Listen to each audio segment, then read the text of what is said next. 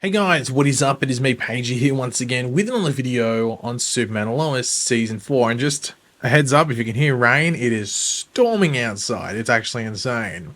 But anyway, we are officially 1 week out from the return for the fourth and final time for Superman and Lois. Of course, we are getting a 2-episode premiere on the night of October 7th, a week from now, over there in the United States of America. Just a heads up, I don't think my reviews are going to be coming up straight away after the episodes. I think the only week I'll probably do it definitely straight after the episode will be the series finale, but that's not for sure. Might still do them straight after the episodes air in America most of the time, like I usually would.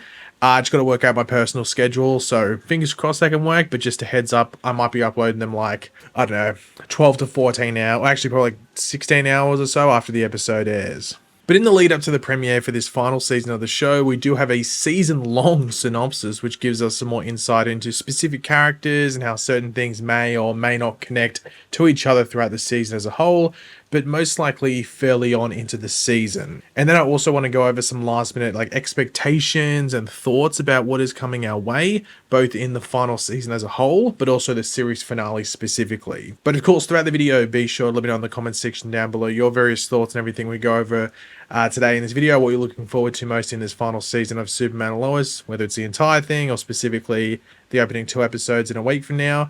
Yeah, let me know your thoughts down there. And of course, if you're going to enjoy the video, want to show your support, drop a like, takes 2 seconds. But anyway, the first thing to go over is, of course, this season-long synopsis that came out. I actually don't know exactly when it came out.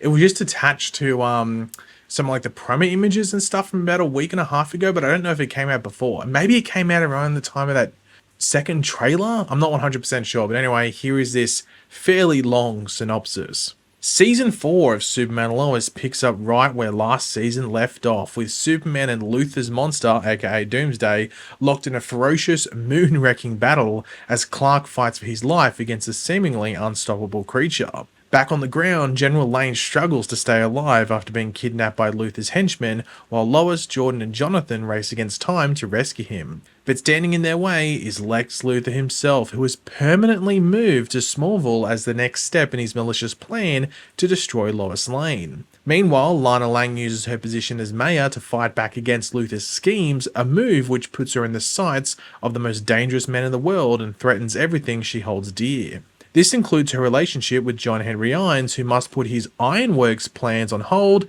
and rejoin the DoD, now that General Lane is missing. But they aren't the only duo in trouble, as Chrissy Beppo and Kyle Cushing face an uphill battle of their own, with countless roadblocks that threaten to ruin their future together. Amid all the chaos, Sarah Cortez and Natalie Irons also join the fight against Luthor, while both facing impossible decisions about their paths in lives. Paths in life, not lives, they're singular. And as Clark's battle with the terrifying monster continues, Lois, her boys, and the world must face an unthinkable possibility. What if Superman never returns? So I just wanted to point out the few, I think 4 or 5 things that really stand out in that synopsis that sort of went 100% focused in on whether it was a trailer, obviously promo images, because you can't really convey too much stuff, I guess, in promo images in regards to describing stuff, but also other synopsises or descriptions that we've got recently. So the first thing is that thing about Lex Luthor permanently moving to Smallville to focus on destroying Lois Lane. Now, I think a big reason behind that story thing there is just the fact that it would have been expensive to do Metropolis stuff for this final season, and we knew that this season got a budget cut. So it's 100% easier and more cost effective and just budget friendly and budget smart to have him move to Smallville. I think if they had a proper budget, he probably would have stayed in Metropolis, because I think that makes more sense for him. But I think just considering the circumstances for this final season, a permanent move to Smallville to keep him based there the vast majority of the time makes a lot of sense. Now, in regards to the focus on destroying Lois Lane, that's a very interesting thing that they obviously set up at the end of last season or the back half of last season when Lex was involved and he was getting out of prison and stuff like that, because of course we know that Lois put him there for something he didn't do. But we also don't know the backstory in regards to what this Luthor is on this earth. Has he actually done anything legitimately bad that deserved prison time? Lois 100% believes that, because that's why she sort of focused in on him at the time that, all that stuff with Bruno Mannheim that was blamed on him when, well, it wasn't Luthor, was it? So that's something I'm really intrigued to see, is some of that backstory stuff. We know we're going to be getting that both with Lois and the Daily Planet, but also Lex Luthor in the flashbacks. And it's just going to be interesting to see what type of person he was back then and whether maybe Lois was wrong. I wouldn't be surprised too much if they go down an angle where Lois did make a mistake, because you don't want to make a character perfect. So maybe there is an angle where they go where, yeah, Lex was maybe a bit of a dodgy businessman or something like that, or maybe he just hung around with a rough crowd, but he wasn't that type of guy, and he didn't deserve to go to prison for that amount of time that he did. So that'll be an interesting angle to see if they go with. And it also allows you to actually sort of like not sympathize with Lex to the most part, because he's already done some pretty bad stuff, like as we saw at the end of last season. Obviously you can say that prison did that, but it can make you understand maybe where he's coming from in some way, shape or form. The next thing to talk about is Lana Lang fighting against Lex and placing herself in his crosshairs. I think this is a pretty just simple one, just in regards to just creating a bit of a hard environment to him to settle into Smallville, like make it just seem like he's uncomfortable all the time. But Lex probably doesn't care. That's probably a big thing as well. I think Lex is now just got tunnel vision towards just taking down Lois in whatever way that might be. Now, I see Lex going after Lois and taking her down through a journalism angle, because if you think about Lois, what's the thing you can do that could really hurt her outside of killing her? I don't see Lex actually like physically trying to kill her. It's trying to ruin her integrity and her image. So that's something I see Lex doing.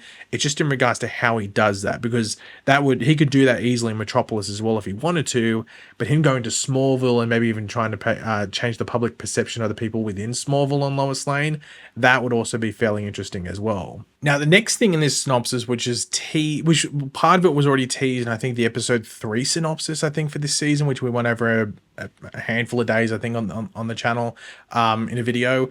But it says that John Henry Irons puts his Ironworks plans on hold to rejoin the DoD. So the rejoin the DoD thing we already knew, and it's because General Lane isn't really there to do it. So John Henry Irons and Natalie Irons rejoin the DoD to sort of like help them out a bit. The first thing there is interesting, the Ironworks plan. So, of course, Ironworks or Steelworks, depending on which way you want to, the same thing. It's essentially like John Henry Irons' company. Now, a big thing with this is that we did see a set photo from the series finale filming where it said 25 years of I think it's at Ironworks. If the Ironworks plans are happening here, I think that 100% confirms, I don't know, maybe I'm going off on a tangent for it, or I'm jumping conclusions, but if he's planning on starting Ironworks now, how can there be 25 years of Ironworks and it's set in the present day?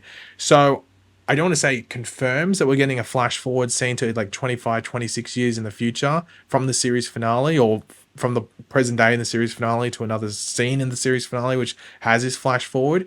But it seems like that's likely the case. Now, obviously, that's going to put a lot of things together in regards to what characters we see in this future, in this flash forward scene. If they do it, do we see an older version of Jordan and Jonathan? Or is that a possibility? Is that where we maybe see an older version of Superman, which I think is a high possibility as well. I am very intrigued now from the fact that they actually are using the term Ironworks in this synopsis here, and that there's plans there, obviously, and then that ties into that series finale set photo that we saw. So yeah, I don't know. It's just interesting that that's the case. Do you think they're going to do that? I think all roads lead to them saying that they're doing it. I guess it just depends what else is in that flash forward scene. If you have any ideas what you'd like to see in the flash forward scene, let me know in the comments. But also, you might be like, no, I don't think that's happening. If that's the case, let me know as well why that might be the case to you. The second last thing, which I guess is also tied to the final thing, but it says, what if Superman never returns? Now, I think that's really the focus of like episode 2, 3, maybe 4, though I think Superman comes back either end of 4 or somewhere through 5. I don't think they're going to leave Superman out for much longer than that. But I think episode 2 and 3 specifically are going to really focus on like, what do you do when Superman's not here? How do you deal with situations? How does the board react? How does Lois and the two boys react? How does Smallville react? How do, I guess, like John and Natalie react and stuff when certain things happen? That's a very interesting thing that I'm excited to see go down, just because like sometimes when they do like a Death of Superman thing, it's very rushed, or just like a Superman's like taken out. It's only for like one episode, but like episode 1, he's going to be fighting Doomsday the entire time, so Lex can do whatever he wants during episode 1. Really, and then the same for episode 2 and 3, and even probably most of 4 as well. So that interests me. I don't know how deep they're going to go into it, but it definitely will be an issue that certain people have to sort of stand up to and go, okay, we got to do something here. And then, of course, they do mention the battle with the monster, aka Doomsday, continuing. Obviously, it's pretty much confirmed, I guess, at this stage that Doomsday does not die in that fight with Superman. He kills or quote unquote kills Superman, and then continues doing what he's doing. I don't know if that means he's stuck in space. I don't know if he's just roaming around Earth. I don't know if Luthor still has control of him. That could be an interesting angle if they go down that road as well. But yeah, it seems that now I don't know if Superman necessarily is going to fight Doomsday again, or that will be a thing where maybe like Superboy, aka Jordan, and then maybe John Henry and Natalie team up to take on Doomsday.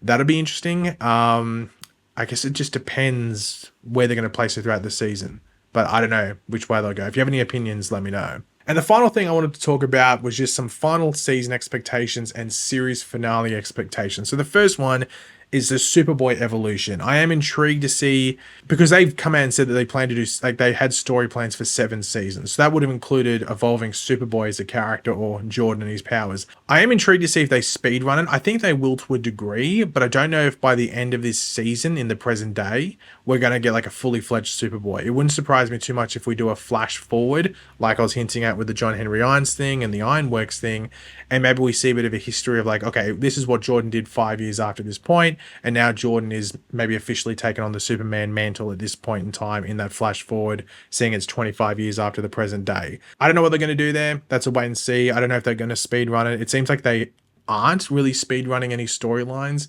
based on some of the interviews, before this point. So that's a wait and see. Farewells to Smallville is another one. I think everyone's going to leave Smallville except the Kent family and maybe Lana, though I could easily see Lana leaving as well. But I think we're going to, like, a lot of these characters are going to, I think Kyle and Chrissy 100% are going to be leaving Smallville. Wouldn't surprise me if Natalie and I guess to an extent John Henry leave as well, especially if they're doing stuff. But then again, that flash forward scene teases that Ironworks is developed in Smallville or is based in Smallville, so maybe they don't leave. But yeah, like I think Kyle and Chrissy are definitely the 2 characters that would 100% leave Smallville, but it'd be interesting to see what else they do there. And the final thing in regards to this final season is some world building. You might be like, why are they going to world build in the final season? Well, I'm just intrigued, especially when you have like flashbacks and we are going to get Lex Luthor. And it's their final chance to maybe do a bit of world building. I do wonder if they mention Gotham, maybe some events that happen there, if there is some Batman dude walking around or gliding around or grapple hooking around, whatever you want to call it.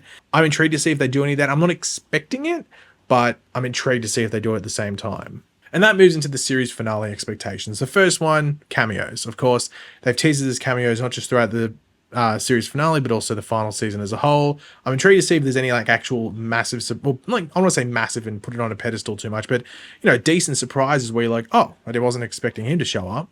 But yeah, I'm intrigued to see if anything happens. I'm sure a lot of you guys are as well. The next thing is the flash forward thing. That is an expectation I have for this series finale now. I think I've ingrained it within myself that it's 100% happening, and that could be for my detriment because it might not happen. I'll be disappointed, but I'm expecting that to happen. And the final thing is an open ending. Now you might be like, okay, what do you mean?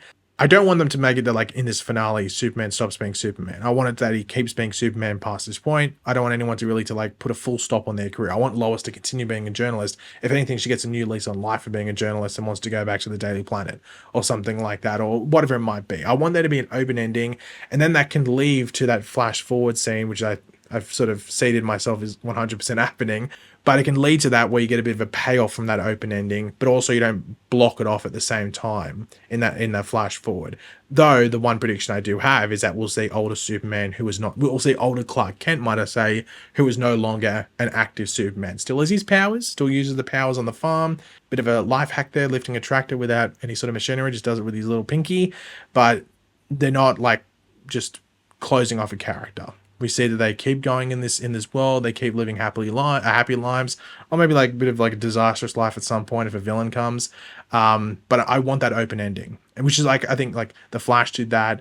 Supergirl's done that. A lot of the shows that have had like these like 5 to 7 seasons or something like that, or in the case of the Flash, 9 seasons, they still leave that open ending. They don't just kill the character off, for example. So that's what I want. But yeah, guys, thanks for watching. Hopefully you enjoyed the video. If you did, it'd be awesome if you could drop a like on it to show support. Let me know in the comment section down below your various opinions on everything we went over. Be sure to let me know what you think in the comment section down below. And of course, if you are new to the channel, make sure to subscribe. And I'll catch you guys later. Goodbye.